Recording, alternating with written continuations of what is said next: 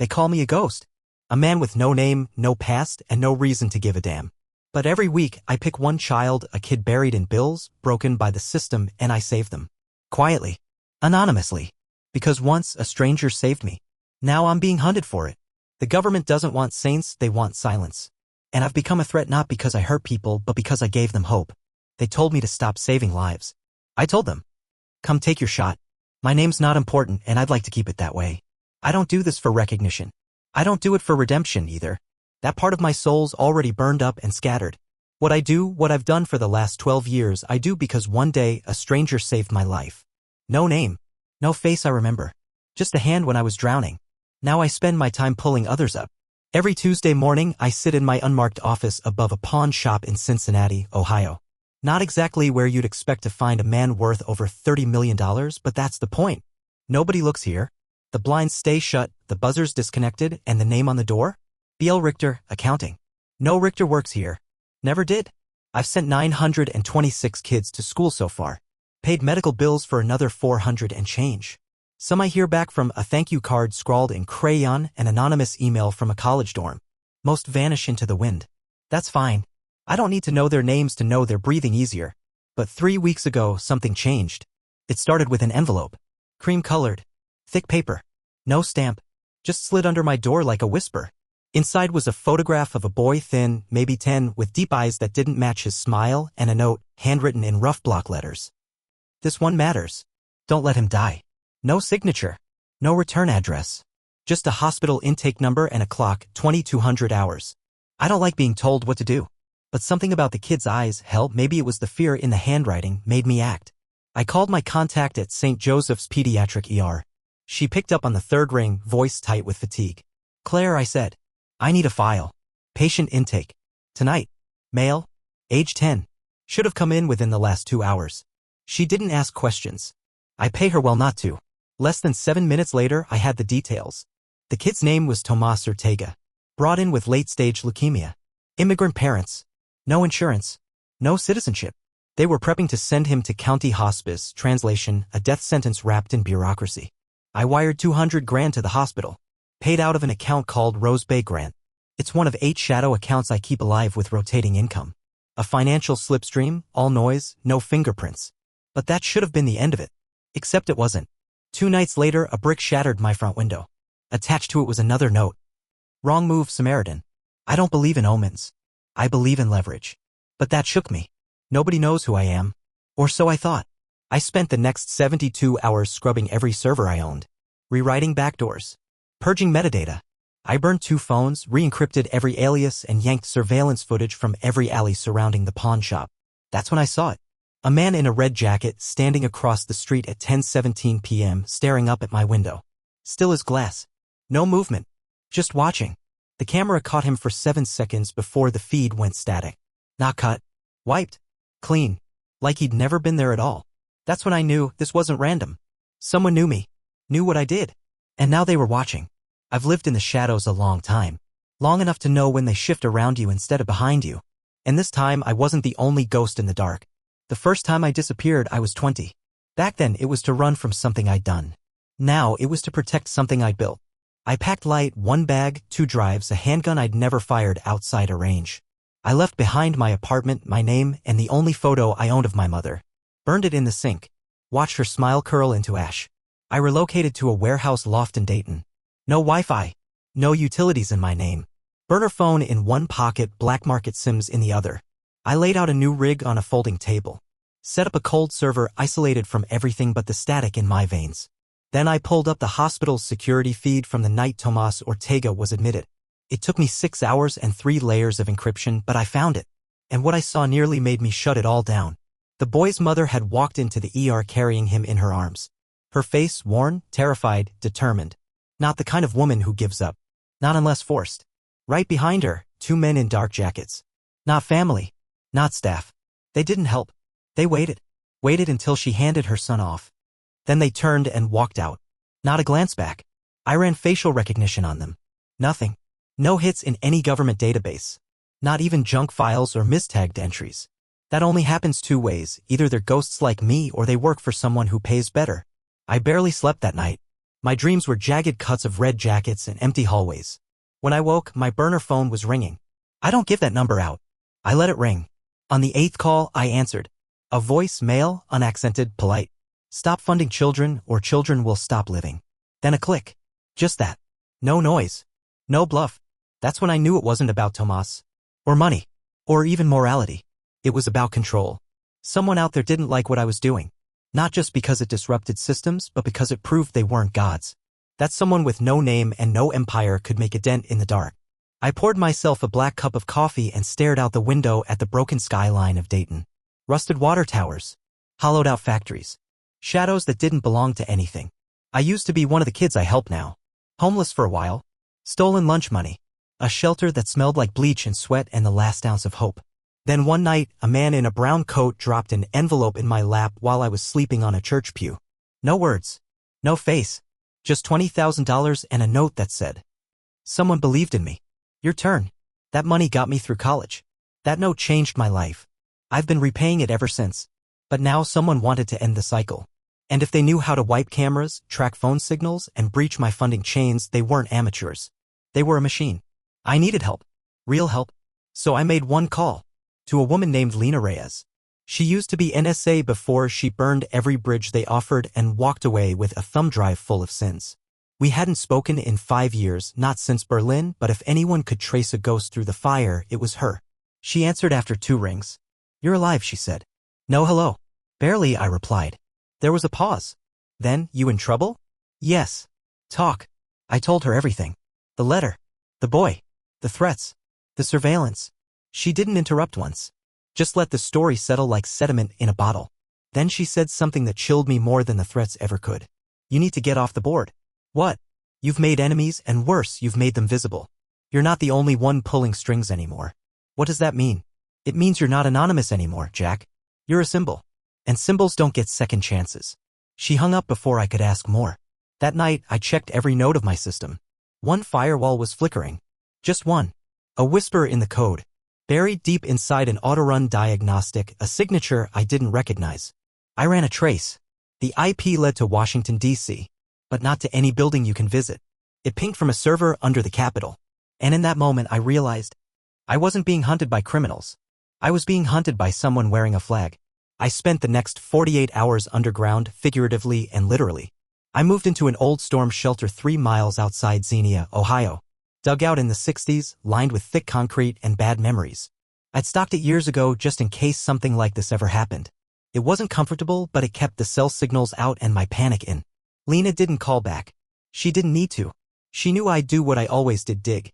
And what I found wasn't a rabbit hole. It was a mass grave. The signature embedded in my diagnostic program, it wasn't malware.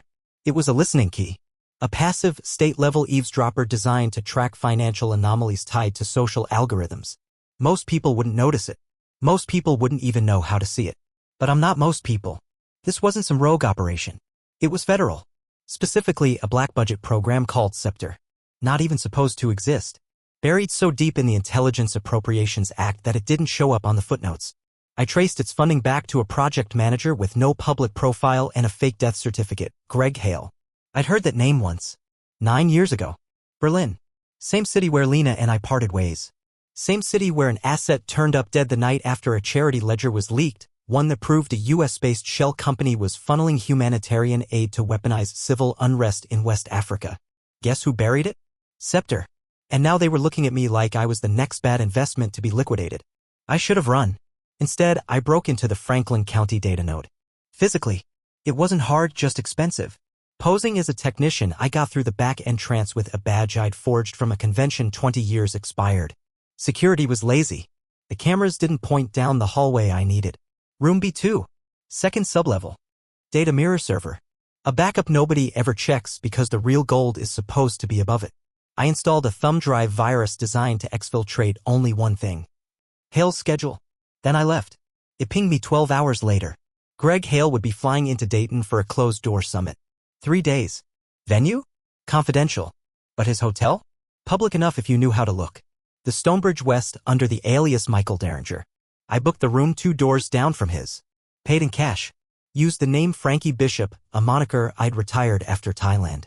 I sat in the dark that night, watching his door through the peephole like a man studying the hourglass of his own life. And I started thinking, what if I ended it? What if I put a bullet in the man who was trying to erase everything I built? Would it stop the machine? Or would another ghost with a flag pin take his place? I didn't get an answer, but at 3:12 a.m. someone knocked on my door. I froze. 3 knocks. Soft. Deliberate. I looked through the peephole. No one. I waited 30 seconds. Cracked the door. A package lay at my feet, wrapped in brown paper tied with a single black string. Inside, a burner phone and a note. You're not alone. Meet me at 5th and Jefferson. 4 a.m. Come unarmed. I knew better than to follow instructions. But I went anyway. Not because I trusted whoever left the note, but because sometimes the only way to kill a shadow is to walk into its mouth and light a match. It was 3:57 a.m. when I pulled up to the intersection of 5th and Jefferson, an industrial strip where every third window was boarded up and the streetlights hummed like they were dying slowly. Fog coiled around the sidewalk like breath on glass. I parked 3 blocks back and walked in empty-handed. Unarmed like they asked. I was never that obedient, though had a ceramic blade strapped to my ankle. Something you'd miss unless you were looking hard. And if someone was planning to kill me, they'd be doing me a favor by trying. She stepped out of the mist like a ghost from a fever dream. Mid-30s, maybe? Long coat? Gloves? Her hair tucked beneath a knit cap, dark strands peeking out like secrets she wasn't ready to share. Her posture was military. Controlled. But her eyes, they were too tired for a soldier. You came, she said. You knocked, I replied. She smiled sad and sharp at the same time. Call me Avery. Is that your real name? No, she said plainly. But it'll do for now. She nodded toward an alley. I followed her past a chain-link fence into the shell of an old printing warehouse. It smelled like ink, damp brick, and too many regrets. She didn't stop until we reached a stairwell that spiraled down like a spine into the basement. There, she pulled open a rusted steel door and flipped on a single hanging bulb. The room was bare. A table, 2 chairs, and a wall covered in photos, maps, and string. The kind of wall you build when you're trying to put together a story no one wants you to understand. I recognized some of the faces. One of them was Tomas Ortega. Another was Lena Reyes. My throat tightened. You're watching me. Not just you, Avery said. Scepter's bigger than you think. It's not about punishing you. It's about erasing anomalies. Anomalies. She pointed at a photo, an old man in a wheelchair, surrounded by charts and data. That's Dr. Edwin Rowley. Built predictive software for the Department of Education. He created an algorithm that flagged low-income students who showed above-average neuroplasticity. I stared at her. He found children with potential, she said. The kind who shouldn't have made it but might. You know what Scepter did with his algorithm? Killed it. Worse. They inverted it. Used it to identify high-risk candidates who might disrupt the balance later. Then they made sure those kids never got far. The cold in the room wasn't from the concrete. It was from the truth. You're saying they're targeting poor kids? She nodded. Not overtly. Not with bullets. With neglect. With delays. With just enough red tape to bury a miracle. I thought about every scholarship I'd sent out. Every hospital bill I'd cleared. Every child I tried to shield from the world's quiet violence. And I realized I'd been fighting a war I didn't know existed. And now someone was finally showing me the battlefield. So why me? I asked. Why now? Avery hesitated. Her eyes flicked to a folder on the table. You weren't always on their radar, she said. But something changed. She slid the folder to me. I opened it. Inside was a photo of me as a kid. 11 years old. Buzz cut. Eyes too old for my face. Where did you get this? It's from a DHS file. You were flagged. Same algorithm. Same report. But someone intervened. I stared at her. Who? She pointed to the corner of the photo. A name handwritten in faded ink. Rowley, override authorized. My chest felt like it cracked open. I was saved by the same system I'm fighting. Avery nodded. Exactly. And now you're trying to repay that by saving the ones who never got the override. The silence between us was heavy enough to crush bones. Then she said, I can help you. I can get you into the Scepter archive. But after that, you're on your own. I stared down at the photo again. My own forgotten face. The face of a ghost someone decided was worth keeping. Then let's burn their map, I said. 3 days later, Avery and I stood outside a facility no one's supposed to know exists. Fort Killian. Not a military base, not a federal archive. Just a beige monolith squatting in the hills of West Virginia, listed as a data warehouse for an insurance consortium that went bankrupt in the 90s. The air smelled like pine and lies. We were dressed as surveyors, complete with clipboards, reflective vests, and hard hats. The IDs were flawless. The van was stolen. The confidence? Manufactured on caffeine and revenge. Tell me again why this works, I muttered as we stepped through the checkpoint. Avery didn't break stride. Because Scepter doesn't expect anyone to be dumb enough to walk through the front door. But we are. We're not dumb. We're desperate. Security was minimal. Cameras were outdated. The badge scanner was a relic from a decade ago, patched into a system that assumed anonymity was armor. By the time we reached sub-level 3, my pulse was a jackhammer. The hallway was quiet. Too quiet. No guards. Just a steel vault door with a blinking green terminal.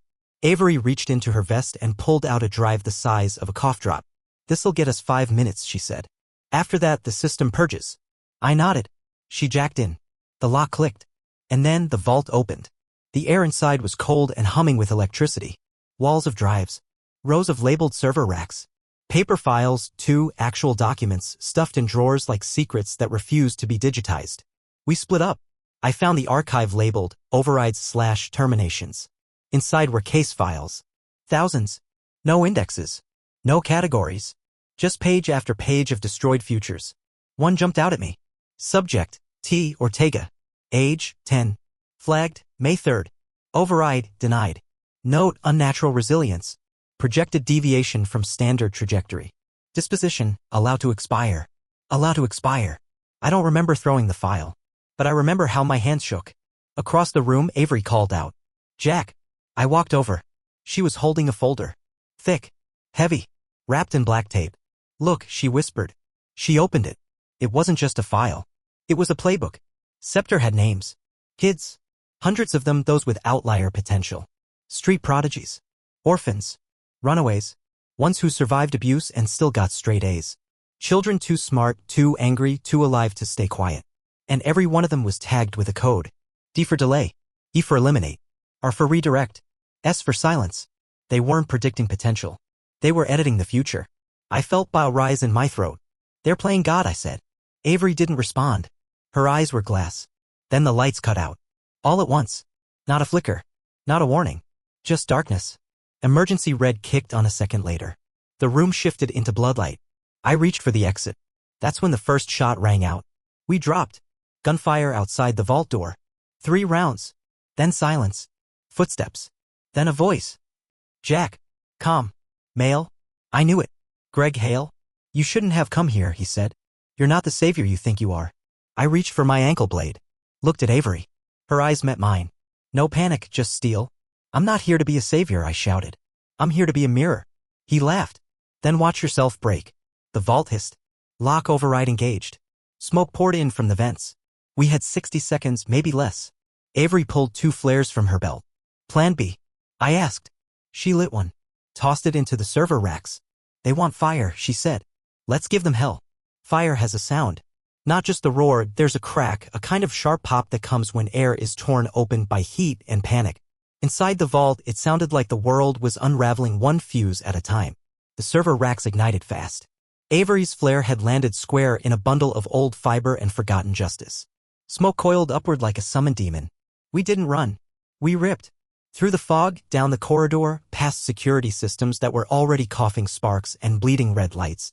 Hale's men were close. We heard boots echo, voices barking commands into radios that wouldn't connect. The system was crashing faster than they could patch it. "Left," Avery shouted, yanking me into a side tunnel. Concrete underfoot. Flickering fluorescence overhead. The heat behind us growing with every breath. My lungs burned. Not just from smoke. From fury. We had 3 things: the photos we snapped, a drive Avery managed to pull, and about 40 seconds before the air became ash. We burst out a side access hatch. Back into the cool of a West Virginia night that didn't know how close it had come to hell. The van was gone. Of course. Avery swore under her breath, slapped a GPS tag on a tree stump, and activated a hidden failsafe in her boot. A signal burst. A digital scream for help.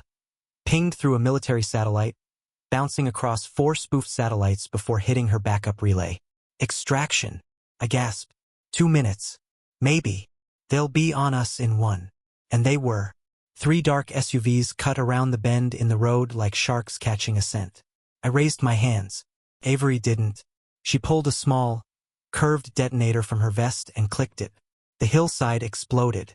A ripple of fire and dirt and years of preloaded dynamite. Something she'd planted during a previous op. Just in case the world needed its secrets cracked open. The shockwave knocked the first SUV into a ditch. The second swerved. The third stopped dead. We ran again. And this time the chopper came. Not government. Private. Black, no lights, silent rotor tech I recognized from deep-end Black Ops. Avery flagged it down with a strobe she'd hidden in her belt buckle. We climbed aboard as bullets tore through the brush behind us. I didn't look back. I knew what I'd see. Fire in the rear view and the ghosts of 1,000 children staring through it. Once airborne, I collapsed into the jump seat, sucking in burnt air and blinking through tears I didn't know I had. Avery leaned across me and strapped in the hard drive. "What's on it?" I asked. Her jaw was tight. Everything. Project names. Funding chains. Names of the people who built it, hid it, protected it.